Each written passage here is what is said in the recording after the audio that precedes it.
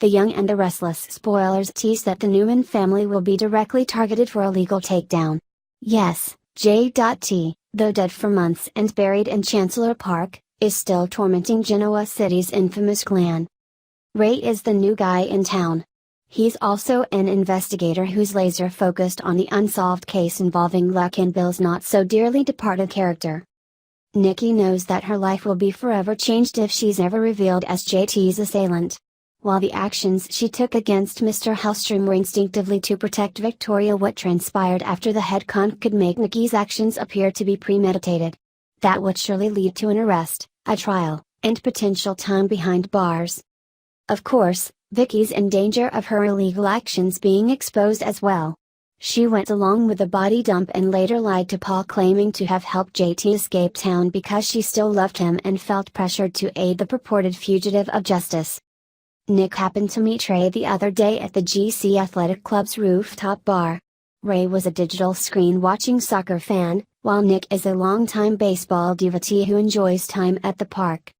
There's plenty of action in Ray's game, but little scoring. Nick's top sport pick involves considered movement and often many runs. While Nick didn't know it, the second time he saw Ray, which was at Crimson Lights, he just again encountered the man who might strike at his family. Morrow's character broke various laws when he decided to literally become JT. That kooky plan was thrust upon the audience as the start of Nick's transformation into a different personality type. Thoughts about new Nick actually being another version of Adam. Ray will hope to score through a concerted game plan. Sharon was and remains the only person who felt the cover-up crew should come clean. The personal bond she'll form with Viola Susso's character will lead to a reveal. How long that information drop takes depends upon Y&R's writer's storyline stretch. Oddly, in this instance, Victor is the only main Newman family member who did nothing wrong. As fans recall, he was physically assaulted by JT and then almost killed in a hospital while recovering from those wounds and his backwards fall down the ranch stairs. Nevertheless, the mustache is likely to help his family against Ray's charges. Who knows, Victor might even assist Nick. At Jabbo, Kyle asked Ashley for an update on her plan to stop Billy's plans to open his cosmetics stores across 30 states. Ashley informed Kyle that Dark Horse had bought the leasing company, and she expected the leases that Billy held would be cancelled. Kyle assured Ashley that he was willing to do his part to help her in any way. Ashley thanked him and left. Summer arrived moments after Ashley left. She told Kyle that her flight plans to Philadelphia had been finalized. As Kyle entered the elevator, he told Summer there was no way she'd be going to Philadelphia, and the elevator doors closed. When Kyle returned a short time later, Summer demanded an explanation about his last comment. Kyle reminded Summer that Phyllis didn't trust her, and Phyllis would track Summer's every move. Summer said she'd find a way to get around Phyllis, just like she always did. Summer accused Kyle of being jealous because she wouldn't have sex with him.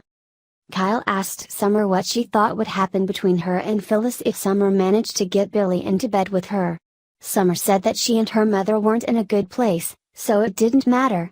She said that she was conducting an experiment to prove that Billy wasn't as devoted to Phyllis as Phyllis believed. Kyle asked if Summer would be willing to risk her relationship with Phyllis for a loser like Billy after what Summer had done to Phyllis and Nick.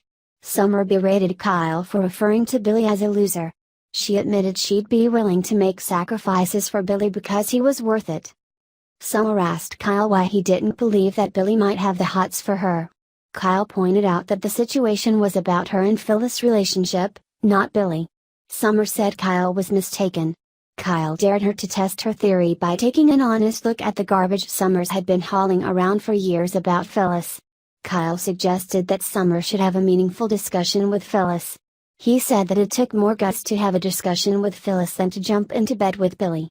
Summer insisted she'd win the bet, and Kyle's car would be hers. At Sharon's, Jack and Nick reviewed Billy's leases. Jack said they needed to cancel some of the leases, and he'd already prepared letters to that effect. Jack insisted that it was the best move for the company, given the numbers. Angry, Nick accused Jack of putting his agenda first and insisted that Jack was attempting to manipulate him into canceling the leases to stop Billy from opening some of his cosmetics stores. Jack admitted he was, but he argued that he was convinced the boutiques would fail and that Nick would be stuck with the leases. Jack provided Nick with proof that they were bad deals. Jack explained that Billy had negotiated deals that were below market value. Jack showed Nick that they could lease to tenants who would pay more. He promised that Nick wouldn't lose anything, but he'd gain a hefty profit. Nick refused to cancel the leases and informed Jack that he'd keep them for long-term leverage over Billy. Nick reminded Jack that he needed someone he could trust, someone whose interests aligned with the company's. Nick reminded Jack whose company it was. He showed Jack the door.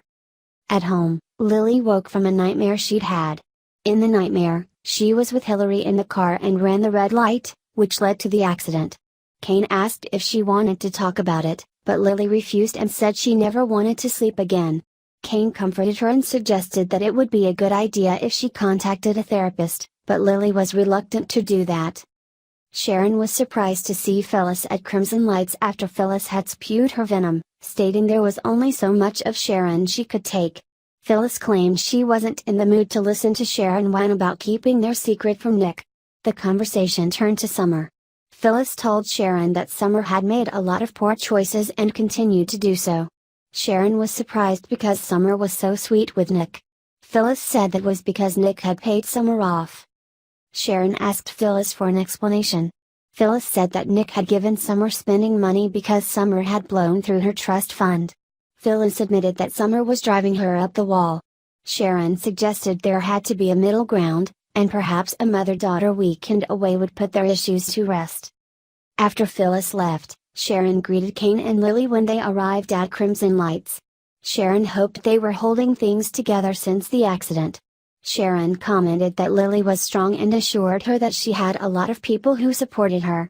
After Kane left, Lily told Sharon that Kane had suggested that she see a therapist, but Lily said she was reluctant to speak with a stranger. Lily said she could use a friend. Sharon led Lily to a booth. Lily advised Sharon that she could get 20 years in jail, and she wondered how her family would survive. She lamented that the twins would be in their 30s by the time she was released. Lily confessed that she couldn't recall much about the accident. She stated that she'd killed Hillary and the baby, and Devin refused to forgive her. She felt she'd killed Devin, as well. Lily asked Sharon how she was supposed to move on with her life, because no amount of good deeds or penance would make up for Devin's loss. Sharon said that Lily had made a mistake and that it had been an accident. Sharon said that whether Devin forgave Lily or not, Lily had to forgive herself. Sharon said that the best thing Lily could do for her family was to forgive herself, and once she'd done that, Lily would find the strength to move forward. Lily left after thanking Sharon and giving her a hug. Phyllis was in Billy's office when Summer entered. Summer informed Phyllis that she'd booked a vacation for a weekend yoga retreat in Madison. Phyllis advised Summer that all vacations had to be approved by a supervisor. Phyllis claimed she needed Summer's help because Lauren was at the trade show in Philadelphia. She told Summer to cancel her trip and get a refund. Summer refused, insisting the money was non-refundable. Phyllis was suspicious and asked what else Summer was planning to do over the weekend. She asked Summer directly if the money Nick had given her has been burning a hole in Summer's pocket. Summer smirked and said she hoped that Phyllis wouldn't cheat on Billy again while he was away. Phyllis told Summer that she and Billy would be moving out of the apartment when Billy returned from his trip. Summer appeared put out until Phyllis said that it had been Billy's idea. Summer agreed that they needed a break from each other. Phyllis said she hoped that was the case. Ashley was at the dive bar when Neil called and invited her for dinner. Ashley told him that she was extremely busy and was about to attend a meeting. After Ashley ended her call with Neil, Jack arrived and reported that Nick refused to go along with the deal. He told Ashley that Nick had accused him of working toward his own agenda.